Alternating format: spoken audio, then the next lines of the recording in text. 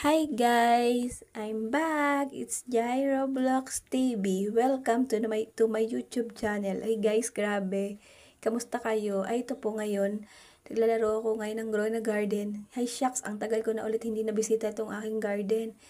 Guys, yung mga hindi pa po nakaka-follow sa akin at nakapag-subscribe, please click the bell button po, pa-subscribe po and pa-like.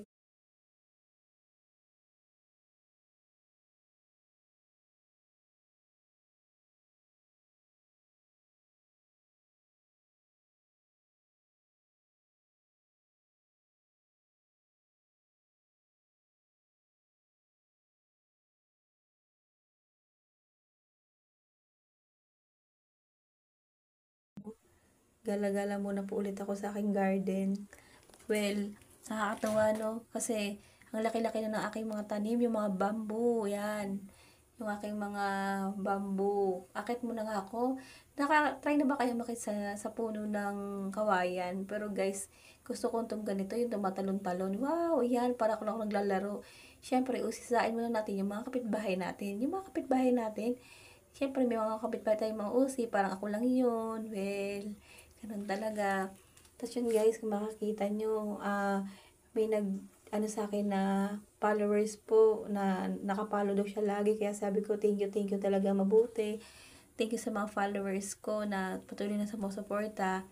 Ayun guys, hindi pa ako makapag-live ngayon sa Facebook. Kaya dito muna tayo sa YouTube muna tatambay.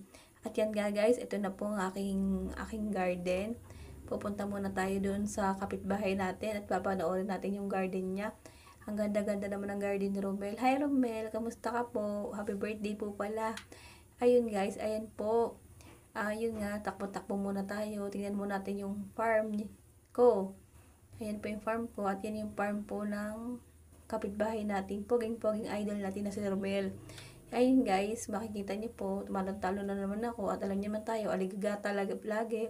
At makikita mo po yung ang ating mga pets po na nakabantay. Napaka-loyal po niyan guys sa akin. Grabe guys, binabantayan niya mabuti yung aking mga pets kahit wala ako dyan. Ayun, takbo-takbo lang muna tayo guys. At nag-iisip ako kung anong mga pwede kong ibenta ng mga fruits. Teka lang, ano mga magandang fruits na ibenta? Ibenta ko na lang kay mga pets ko. Nagbago isip ko, wag na lang po pala.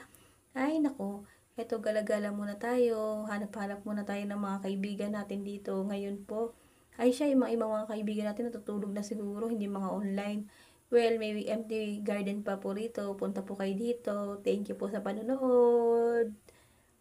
Balik po ulit kayo sa akin sa live ko.